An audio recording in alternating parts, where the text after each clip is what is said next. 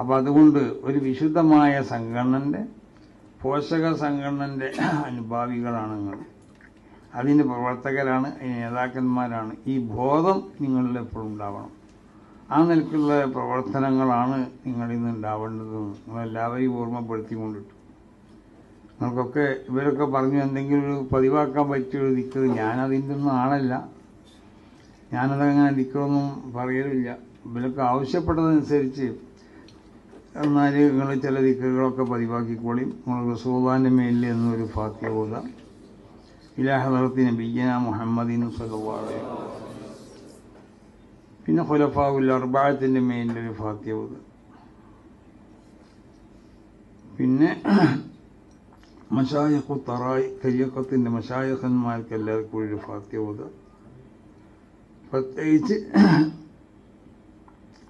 പിന്നെ മഹാനാവുന്ന ഷെയ്ഖുന ശംസുൽ-ഉലമയുടെ മേലൊരു ഫാത്തിഹ. അത് കഴിഞ്ഞ ശേഷം എല്ലാ മുഅ്മിനീങ്ങൾക്കും വേണ്ടി ഒരു ഫാത്തിഹ ഓതും. അത് കഴിഞ്ഞ് ഇസ്തിഗ്ഫാർ ഒരു 70 വട്ടം ചെല്ലാൻ കഴിയുന്നവർ അങ്ങനെ ചെല്ലാം. അല്ലെങ്കിൽ ഇനി അതൊരു ചുരുക്കി ചെല്ലണമെങ്കിൽ കുഴപ്പമൊന്നുമില്ല, പക്ഷേ ചുരുങ്ങിയത് ഒരു 70 വട്ടെങ്കിലും ചെല്ലാം. ലാ ഇലാഹ ഇല്ലല്ലാഹ് 100 വട്ടം ചെല്ലാം. അല്ലാഹുമ്മ സ്വല്ലി അലാ സയ്യിദിനാ മുഹമ്മദിൻ വഅലാ ആലിഹി വസഹ്ബിഹി വസല്ലം.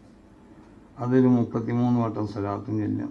കഴിയുന്ന ആളുകൾ യാ ലത്തീഫ് യാ അല്ലാഹ് ഒരു 129 വട്ടം, ഒരു 41 വട്ടം യാ ഹയ്യു യാ ഖയ്യൂം. അത് നിങ്ങൾ പതുമതി അതൊക്കെ പതിവാക്കുക. പിന്നെ എപ്പോഴും യാ ഖവിയ്യു യാ മതീനു കിഫി ശർറ വാലിമീൻ, അതും പതിവാക്കുന്നത് നല്ലതാണ്. കാരണം നിങ്ങളൊക്കെ പൊതുപ്രവർത്തകരാകുമ്പോൾ പല നിലക്കുള്ള ഷെറുകളുണ്ടാവും. ഈ ഷെറുകളിൽ നിന്നൊക്കെ രക്ഷപ്പെടാൻ വേണ്ടിയിട്ട് പിന്നെ ഏതെങ്കിലും ഒരു ദിഫാഇൻ്റെ ദിക്ർ, അത് ഹിസ്ബുൽ ബറായാലും വേണ്ടില്ല, ഹിസ്ബുൽ ബഹറായാലും വേണ്ടില്ല, ഹിസ്ബുൽ നസറായാലും വേണ്ടില്ല നിങ്ങൾക്ക്, അല്ലെങ്കിൽ വെറുതെ ദിഫാഇ ആയാലും വേണ്ടില്ല, അത് അതിൻ്റെ ഏടുകളിലൊക്കെ നോക്കിയാൽ കാണാൻ കഴിയും. അത് പതിവാക്കി ചെല്ലുന്നത് നല്ലതാണ്, നിർബന്ധമായി പറയല്ല. നമുക്കിപ്പോൾ എല്ലാം കൂടി ഒന്നും ചെയ്യാൻ കഴിയില്ല. അഹബുൽ അഅ്മാലി ഇലല്ലാഹി അദ്വമുഹാന, ചെയ്യുന്നത് കുറച്ച് ചെയ്താലോ സുന്നത്തായ ഇബാദത്തുകൾ ചെയ്യുമ്പോൾ അതിൻ്റെ രൂപം അങ്ങനെയാണ്.